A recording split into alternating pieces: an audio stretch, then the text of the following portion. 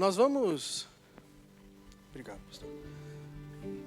Nós vamos falar sobre um assunto hoje que ele é diretamente ligado à ceia, né? Não só porque nós vamos cear nessa noite,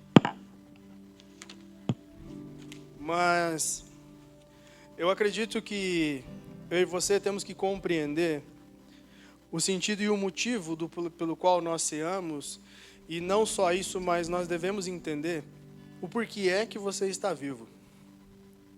Para que é que nós estamos e fomos colocados nessa terra? Você já parou para pensar o porquê é que você respira? O porquê é que na hora da fecundação daquele óvulo foi você que ganhou a corrida? Você já pensou nisso? Tinham milhões e milhares de concorrentes, mas você venceu. Você está aqui. E aí quando você nasceu com aquela cara de joelho amassado, a sua mãe olhou e falou assim, que coisa mais linda. E o pai falou assim, não vejo tudo isso, né? Mas a mãe vê, né? Até hoje, né? Até hoje a mãe olha e fala assim, meu Deus, meu filho é lindo. Eu sei que minha mãe fala isso, né? Mas eu já vi controvérsias, né, sobre isso. Mas algumas controvérsias eu olho assim, não, mas o gosto dessa pessoa não é tão refinado, então eu não posso levar em consideração, né? Mas eu tenho confiado na minha mãe, ao longo desses anos, da minha esposa. Confirma ou não? É que ela está investindo também, né, gente? Ela está investindo, né, e está ajudando com algumas coisas. Nós temos uma parede lá em casa terapêutica, que ela é toda áspera assim, né? Então dá para fazer esfoliação no rosto, então dá uma beleza. Mas assim, nós temos um objetivo ao qual nós estamos aqui. Nós não nascemos só para ser alguém belo e maravilhoso, só para desfrutar de tudo que tem na terra. Porque se fosse só para isso, seria em vão. Jesus não precisava nem ter morrido para isso. Mas nós temos um objetivo, né? Nós temos uma missão pela qual nós estamos aqui. E a pergunta que eu fiz para mim e eu faço para você é: por que é que você vive? Ou em função do que é que nós estamos vivendo? O que te move a acordar todas as manhãs? O que te motiva a não parar, a continuar, a não desistir? E eu não quero que você responda isso de voz alta, mas responda dentro de você e não seja hipócrita quando você falar com você mesmo. Mas olhe para dentro de você, o que é que te motiva? O que te move? O que te molda? O que te faz continuar e não desistir daquilo que Deus chamou você para fazer? Responda para você mesmo.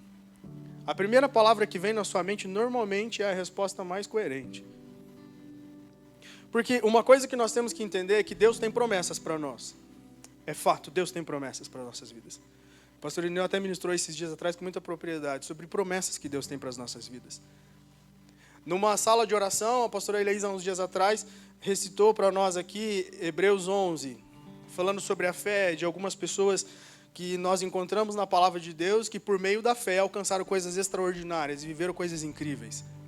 E eu tenho certeza que você também viveu coisas extraordinárias até agora. E vai viver coisas ainda maiores. Se nós ativarmos a nossa fé, se nós confiarmos no Senhor e cremos que Ele é Deus suficiente para fazer. Nós podemos viver coisas maiores e extraordinárias. Mas a pergunta que eu faço para você é: e se Deus hoje falar para nós assim, olha, a partir de agora eu não vou mais cumprir nada. Não vou fazer nada.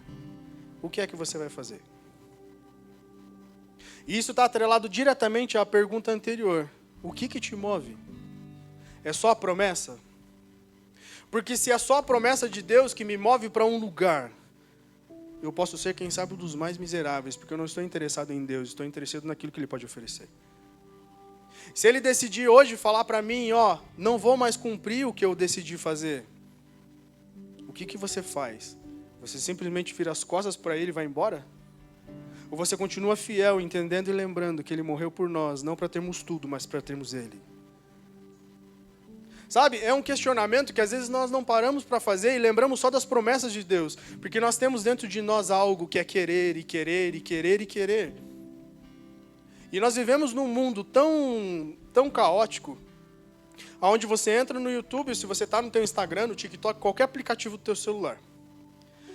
O celular tem uma capacidade absurda, né, através dos cookies, de começar a registrar, e agora também pela inteligência artificial, tudo que você fala, que você conversa, ele começa a trazer para você no celular. Você começa a aparecer propaganda, se você pesquisou sobre uma impressora, vão aparecer diversas promoções de impressora. Se você pesquisou sobre estética, vão aparecer diversas propagandas sobre aquilo, para te induzir a comprar algo, para te induzir a ter alguma coisa. É um problema? Não, de certa forma, se você tiver controle sobre você mesmo, sobre as suas finanças, sobre a sua vida, pode não ser um problema. Mas por que é que nós estamos acordados? Para que é que nós estamos aqui? É só para poder ter a casa mais bonita da rua? Para ter o melhor carro da quadra? Para ter o melhor carro da igreja? Para ter o melhor cargo na empresa? Para que é que nós estamos aqui? Se Deus hoje falar para mim e para você: não te dou mais nada, as promessas cessaram por aqui, o que eu te dei é suficiente. Você continua firme? Você continua avançando? Você será fiel até o final, até a morte? É uma pergunta difícil às vezes de responder, porque nós queremos viver da melhor forma. Daí, quem sabe dentro da nossa mente já começa a vir alguns questionamentos. Mas Deus falou que eu vou experimentar do melhor da terra. Eu não estou dizendo que você não vai. Eu estou trazendo uma possibilidade para nós entendermos o que nos motiva e o que nos move. Por que é que nós nos preparamos a cada 30 dias a participar de uma Santa Ceia? Por que nós colocamos a nossa melhor roupa e chegamos aqui? Simplesmente para que Ele se agrade e Ele me abençoe? Para que Ele olhe em mim e veja uma validação? Não, você fez o checklist completo, então eu vou te abençoar. É só pela bênção que estamos aqui? Ou estamos porque Ele reina e governa sobre a nossa história? Tem que ser essa a nossa primeira resposta. E se essa não for, não tem problema ainda. Porque se nós estamos vivos, ainda existe uma esperança para a mudança. Existe uma esperança para termos uma consciência em Deus. Então, que nós possamos refletir e que nós possamos melhorar cada vez mais. Uma frase que eu falei hoje de manhã para as pessoas que foram recebidas foi justamente a seguinte. Falei, olhem para nós. Eles estavam do mesmo jeito que eles ficaram aqui na frente. Eles olharam para nós e eu falei assim: vocês estão vendo pessoas extremamente imperfeitas. Não somos perfeitos. Vocês vão ver muitas imperfeições nas nossas vidas. E são muitas imperfeições nas nossas vidas. Mas uma coisa que vocês têm que perceber todos os dias também é que dia a dia nós temos que nos tornar cada vez menos imperfeitos.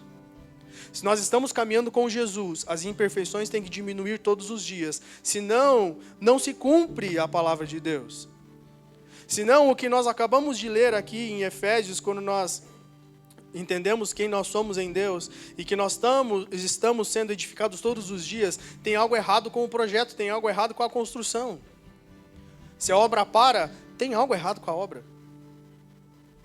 Então nós temos que todos os dias melhorar cada vez mais. Nós temos que olhar para trás e entender, poxa, eu era assim, agora eu estou assim, estou melhor. 1% a cada dia, mas estou melhorando, estou avançando. Crescer não é você sair do 0 e ir para o 100 de uma vez, não. Se você cresce 0,1, você cresceu. Porque você subiu, você avançou, você cresceu. Uma árvore, ela cresce de forma constante, mas lenta. Mas ela cresce. Uma folha, outro galho e outro galho. Quando você vê, está uma árvore gigante. Lá em casa tem uma mimoseira, eu não vou falar aquilo, tá? Cadê? Mas ela foi plantada lá de forma abstrata, né? Para quem já entendeu, já sabe, né? Para quem conhece a história. Mas ela cresceu. E ela já deu vários frutos. Já foi até para São Paulo os frutos, foi para o Piraí do Sul, foi para todo quanto é lugar. Mas ela cresce, porque crescer é natural. Se eu e você paramos de crescer, é porque existe algo anormal em nós. Existe uma anormalidade. Se nós paramos de crescer, existe algo errado em nós. Eu sou baixinho, mas eu posso crescer para os lados, né? Já cresci um monte, né? Mas estamos tentando ajustar, né, o tamanho da árvore, né? E arrumei uns parceiros agora para isso. Mas crescer é crescer em conhecimento, crescer em graça, crescer em propósito. Como anda a nossa vida espiritual? Se eu falo que amo a Deus acima de todas as coisas, como está o meu relacionamento com Ele? Como está o propósito? Como está aquilo que Ele me pediu para fazer? Então, entender em Deus que nós estamos vivendo da maneira correta e do jeito certo vai depender dos resultados a qual nós entregamos. Se nós entregamos resultados positivos, valeu a pena ele ter feito tudo isso. Valeu a pena ele se entregar numa cruz. Valeu a pena ele sofrer tudo o que sofreu. Agora, se nós não conseguimos entregar resultados positivos a Deus, o investimento dele não valeu a pena na nossa vida. E aí eu te pergunto, viver para quê? Ou viver por quê? Sabe, a intenção não é te colocar para baixo, mas é te colocar em um lugar ainda mais alto. Para que eu e você possamos parar e entender, Deus, a partir de hoje eu faço valer a pena. A partir de hoje realmente eu me posiciono porque eu entendi o que você fez por mim e eu sei que você conta comigo. Eu sempre comento que fé realmente é você acreditar no impossível, mesmo tudo mostrando o contrário, você acredita, porque você sabe que Deus é soberano e pode fazer. Mas eu sempre falo de um outro conceito de fé, onde nós entendemos fé olhando para Deus soberano, Deus perfeito, Deus maravilhoso. Olhando para alguém imperfeito, cheio de problemas como eu, como você. E ele fala, eu confio em você para fazer o que tem que ser feito. Sabe, é Deus olhar para alguém cheio de imperfeições como nós, e ele falar assim, eu confio em você, eu acredito em você. Mesmo quando você está no seu pior dia, que você olha para o espelho e fala assim, poxa vida, Deus, quem sou eu? E Deus olha assim, eu sei quem você é, minha criação. E Deus acredita em você nesse pior dia. Sabe, é a palavra onde diz assim, quando penso que estou fraco, estou forte, quando penso que estou forte, estou fraco. É quando nós nos achamos autossuficientes e achamos que estamos com tudo. Achamos que somos capazes de fazer qualquer coisa sem Deus. E aí Deus olha, eu nunca te vi pior. E aí naquele dia onde você fala, Deus, eu não consigo nem orar, eu só consigo chorar, eu só consigo o silêncio diante do Senhor. Mas fica em paz, que Ele vê o seu coração naquele momento. Porque a palavra diz que quando você entra no seu quarto e fecha a sua porta, o Deus que te vê não é o Deus que te ouve, o Deus que te vê em secreto está ali com você. Então Ele está vendo o seu coração, a intenção do porquê é que você entrou naquele lugar. Ele consegue sondar os nossos corações. E ali Ele olha para nós e fala, eu nunca te vi tão bem como hoje. Porque nas adversidades nós abrimos o nosso coração, nós realmente nos rendemos e arrancamos tudo aquilo que impedia o acesso a Deus. No momento de maior luta, onde nós estamos às vezes na nossa pior fase, são os momentos onde Deus olha assim, agora você baixou a guarda completamente, não, agora eu posso agir. Aí nós entendemos, poxa Deus, eu não tenho mais nada que fazer. Ele até que enfim você entendeu isso, porque agora eu posso fazer. Sabe, então não é sobre nós fazermos tudo, é sobre nós entendermos que Deus, na sua soberania, também pode fazer algo em nós e através de nós, se nós permitirmos Ele fazer. E aí entra isso que nós lemos aqui, sobre sermos edificados todos os dias. Eu quero ler um texto com você em Hebreus capítulo 11, no versículo 13.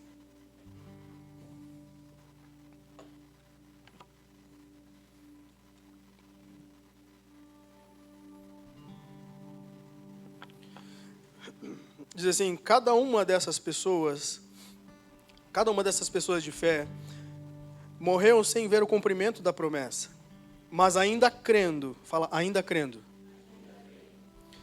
Deixa eu te perguntar uma coisa. Deus te prometeu algo, não prometeu? Já se cumpriu? Quem sabe ainda não. Mas a pergunta que não quer calar é, você ainda crê? O crer vai fazer toda a diferença se você vai alcançar ou não. O acreditar que Deus é soberano para cumprir vai fazer toda a diferença. Nós estávamos conversando pela manhã e eu já falei isso há uns dias atrás. Quando a gente olha um exemplo básico, né, da Arca de Noé, por exemplo. Noé leva 100 anos para construir uma arca. E a gente fica, meu Deus do céu, será que eu aguentaria ficar 100 anos num projeto que eu não fazia ideia como se fazia, como construía? Porque Noé não mexia com isso e muito menos sabia fazer um barco. Ainda mais um daquele tamanho. Mas ele tinha uma coisa que diferenciou ele de muitas outras pessoas. Confiar em Deus. Acreditar no que Deus estava falando. E quando ele leva todo esse tempo, nós chegamos a uma outra conclusão. Que não foram 100 anos que Noé leva para fazer uma arca, mas sim 100 anos que Deus leva para construir um Noé pronto para entrar numa arca. Sabe, o processo que Deus tem na minha e na tua história ele leva tempo para acontecer. É como você olhar para as pessoas que saíram do Egito e entender que aquela viagem poderia ser muito mais curta do que foi. Mas o porquê é que eles precisam levar 40 anos para entrar em Canaã? Porque se eles entram antes do tempo, o que poderia ter acontecido? Eles tornaram Canaã um novo Egito. Porque Deus precisava trabalhar dentro deles algumas coisas, desconstruir algumas coisas, para que Deus pudesse edificar novas coisas. Às vezes nós não conseguimos entender o porquê é que Deus ele demora, entre aspas, a fazer algumas coisas na nossa história. A questão não é a demora de Deus, é a minha demora para entrar nos padrões do Senhor. Para entrar exatamente no que Ele quer. Porque lembra de Davi, quando ele pensa no coração dele e ele executa uma ação de falar: Deus, eu vou trazer a arca para o reino. Vou edificar para você um altar, você vai estar no nosso meio. Eu quero trazer a presença, ela vai estar aqui. E ele com todas as forças faz aquilo, e ele sai. Pega uma galera do reino e vai. Faz um carroção novo, e até aí, né, parece tudo legal. Ele fala: não, vou fazer um carro novo para trazer a arca, ela merece estar num carro zero. Né? Como hoje você pegar e falar assim: não, vou comprar uma Porsche e vou trazer a arca dentro de uma Porsche. Ele merece tudo isso. A intenção do coração dele foi boa? Foi. Foi das melhores. Mas uma coisa que a gente tem que entender, que Deus ele não age do jeito que nós queremos. As coisas não acontecem nos nossos moldes, no nosso jeito, da nossa forma. Quando nós queremos alcançar algo em Deus e de Deus, nós temos que compreender que tem que ser feito tudo do jeito dele. Da forma como ele pediu, do jeito que ele prescreveu, da forma que ele orientou. E pela negligência de Davi em buscar saber como deveria conduzir a presença de Deus por meio da arca, Uzá morre. E é tão sério as nossas decisões e as nossas escolhas, porque às vezes as nossas condutas, por mais que elas tenham uma boa motivação, por mais que às vezes as nossas decisões e o nosso querer tenha, no final parece ser legal, parece ser bom, não, vai ajudar muita gente, vai ser bom para o reino, mas Deus pergunta: foi dessa forma que eu pedi para fazer? É desse jeito que eu espero fazer? É como alguém que, né, eu espero que ninguém faça isso aqui e não quero te questionar sobre isso, mas alguém que um cristão chega lá: não, a Mega Sena está acumulada em 90 milhões, Deus, mas se eu fizer, ninguém vai passar fome mais, vou dar o dízimo para a igreja, vou fazer tudo. Deus, é dessa forma que Deus quer que você faça. Sabe, são sobre essas coisas. E aí quando Davi faz isso, uma pessoa morre, por causa da boa intenção do coração de Davi. Ah, mas Deus não ama? Deus ama. Mas Deus ama tanto que Ele quer que seja feito do jeito dele. E não do nosso jeito. E aí Davi, decepcionado com aquilo, deixa a arca de Deus na casa de Obed-edom. A arca fica lá por 3 meses. E naqueles 3 meses, coisas maravilhosas começam a acontecer naquele lugar. Porque houve reverência sobre a presença da arca na casa. Houve reverência sobre a presença do Senhor naquele ambiente. E aquilo chegou nos ouvidos de Davi, e Davi se encanta com aquilo. Poxa, mas espera aí, vamos pensar, o que eu fiz errado então? Eu achei que Deus estava bravo comigo e não é isso. Não, Deus não está bravo com você, gente. Deus não está magoado com ninguém.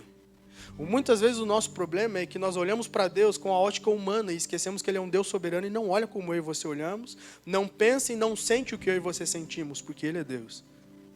Ele não está de beicinho com você porque você errou ou pecou. Ele está de braços abertos nos esperando para nos mudar e nos moldar e nos tornar imagem e semelhança dele. E aí Davi decide consultar. Pega os sacerdotes, pega a galera e fala assim: ei, o que eu fiz de errado?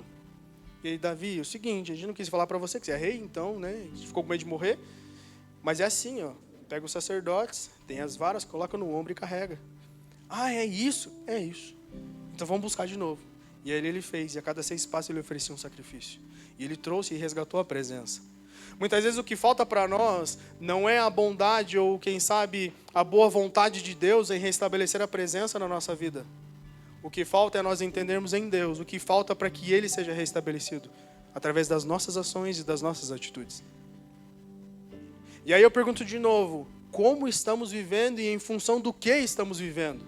Simplesmente para alcançar o que Ele tem ou para alcançar quem Ele é? Porque alcançando quem Ele é, você passa a ser parte da família. Quem está numa família, automaticamente passa a ter uma herança. e ter direito a essa herança.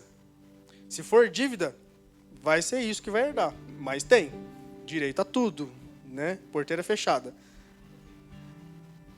Mas fato é que em Deus nós não temos prejuízo algum. E muitas vezes nós queremos e estamos dentro da casa do Pai, e muitas vezes pedindo permissão para ver o que tem na geladeira, sendo que você tem livre acesso àquilo ali. Pedindo licença para entrar num aposento ao qual você já tem livre acesso há muito tempo. Porque não entendemos aonde nós estamos e por que nós estamos vivendo. Às vezes trabalhando como servos dentro de uma casa onde você está na casa do seu pai.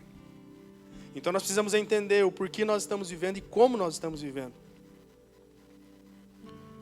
Para nós, desistir não é uma opção. Não é uma opção. Porque, para pensar, Jesus teve uma oportunidade de desistir. Ele chega, ora a Deus e fala assim: Pai, se for possível, me deixa sair daqui. Não me deixa fazer isso.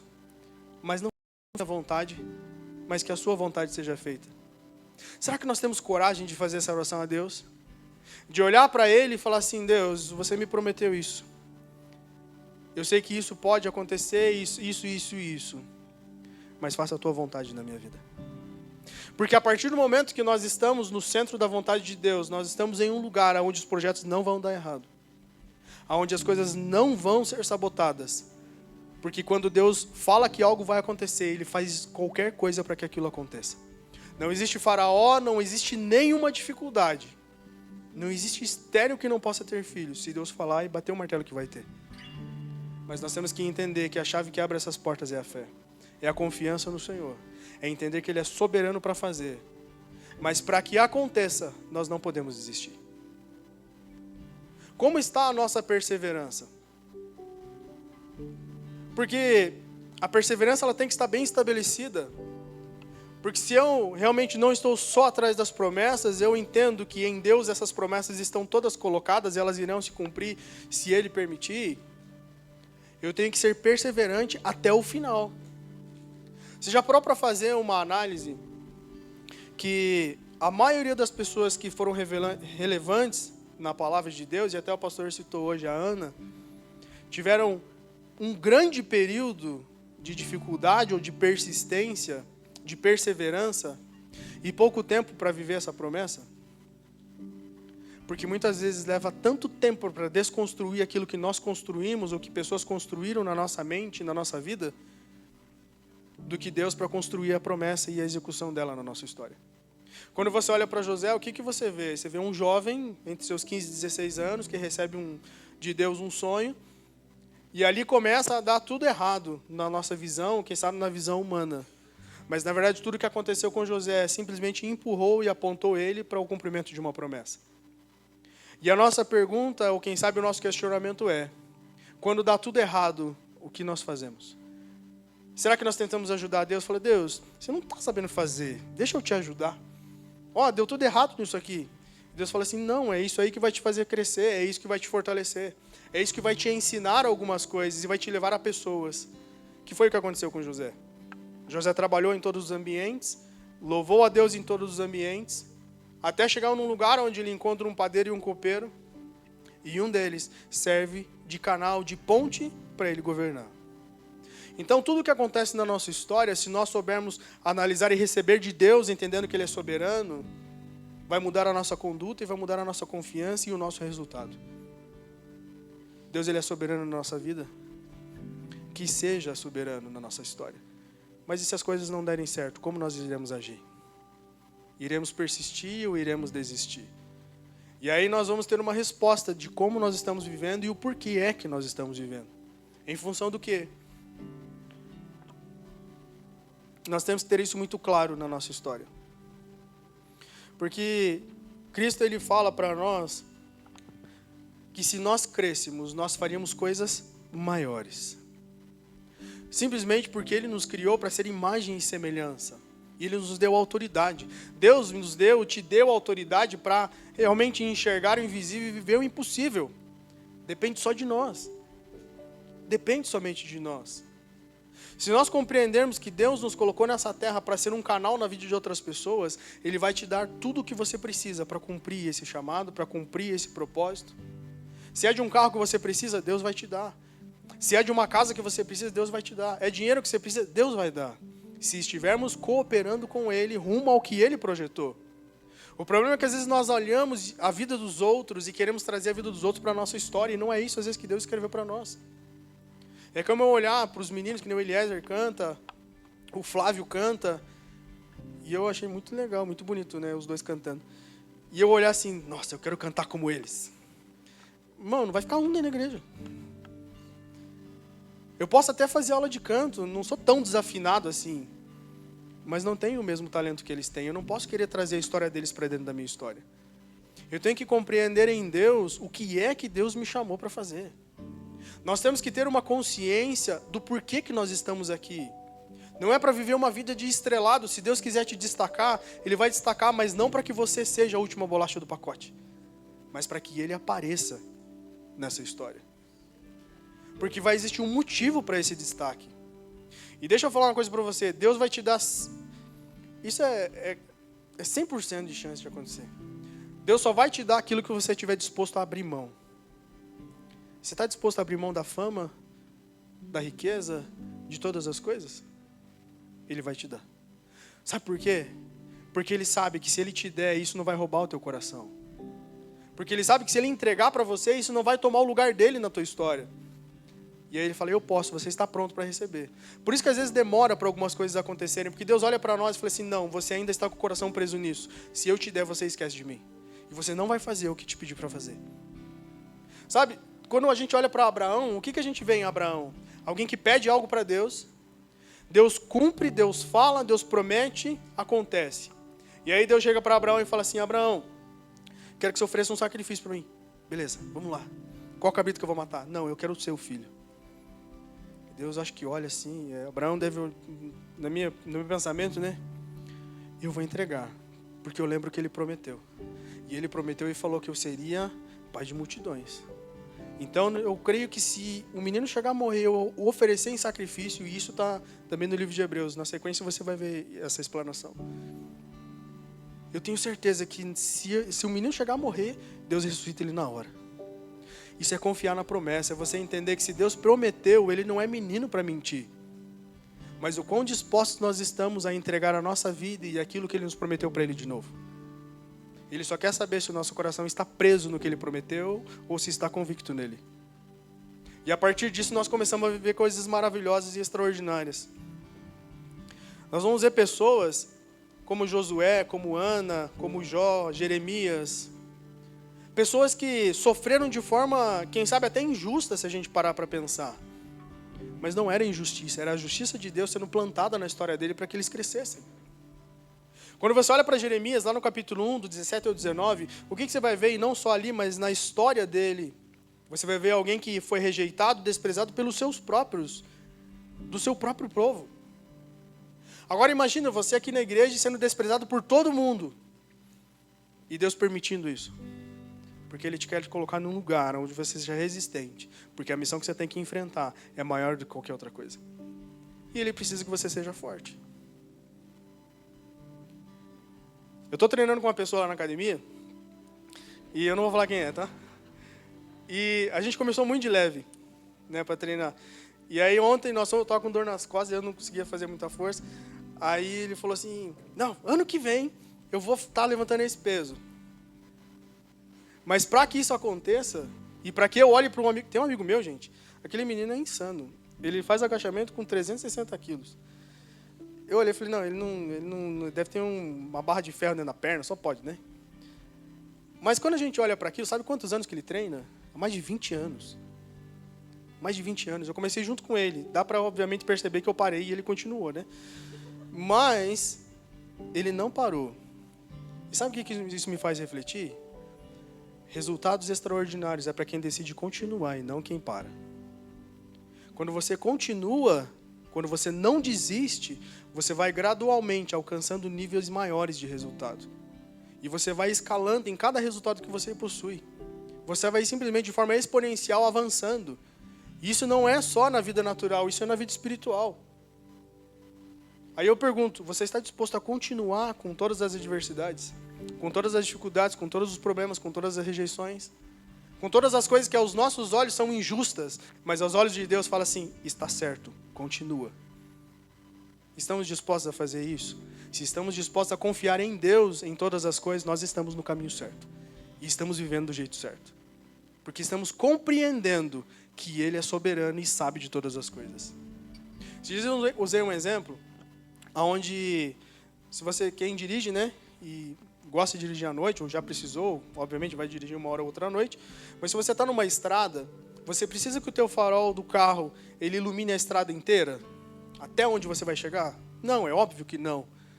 O que você precisa? Somente que ilumine até onde você tenha um alcance seguro de visão, para você conduzir o carro pela estrada. Sabe, Deus ele tem a imagem completa da estrada, mas Ele só nos dá a distância a qual nós precisamos para o dia de hoje. Você confia que a estrada está completa em Deus? Está completa. O que nós precisamos fazer é desviar dos buracos, desviar das dificuldades, estar atento àqueles que param e atravessam na nossa frente, para que realmente a promessa se cumpra. Para que nós possamos acessar em Deus algo extraordinário. Não fica preocupado com o que você tem que conseguir, com a casa que você precisa, com a conta que você tem. Sim, a preocupação natural sim, mas não o desespero, a ansiedade não, porque você crê num Deus que abre porta onde não tem porta. Nós cremos num Deus que é soberano para abrir o mar. Você acha que Ele não pode abrir uma porta para você passar? Pode, mas vamos fazer e cumprir a vontade dEle.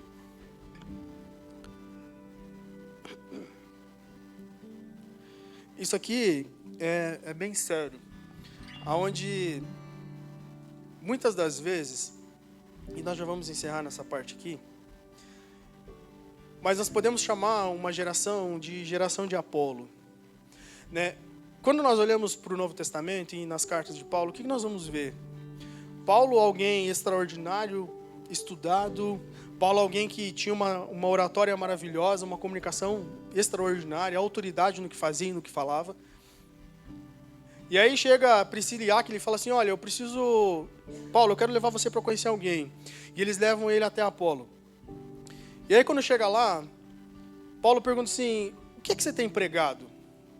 E ele fala assim, eu tenho falado sobre Jesus, sobre algumas coisas que ele tem feito e tal. E aí Paulo faz uma pergunta para ele, você conhece o Espírito Santo? Ele, então, não, eu não conheço muito, mas na verdade não conheço nada, mas eu falo sobre Jesus. E ele fala assim, peraí, você fala de Deus, você trabalha para Deus, mas você não conhece a Deus.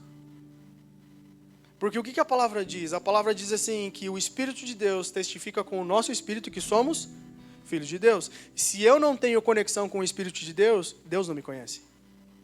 Quando Adão peca no jardim juntamente com Eva, o que Deus fala? Adão, onde você está? Não é que Deus não sabia onde eles estavam. Deus era soberano e sabia que eles estavam escondidos na primeira moita esquerda. Estavam ali. Mas Deus fala para ele assim, ei, a conexão que havia entre o nosso espírito não existe mais. E um dos problemas que nós vivemos nas igrejas, e quem sabe exista isso aqui ou em qualquer outro lugar, de pessoas que falam de Deus, trabalham para Deus, mas não conhecem a Deus. E falam em nome de Deus sem ter Deus. Porque não há mais conexão entre o Espírito. E aí nós queremos que as coisas fluam, que as coisas aconteçam, que Deus faça acontecer. Mas Deus não tem compromisso com quem não tem compromisso com Ele.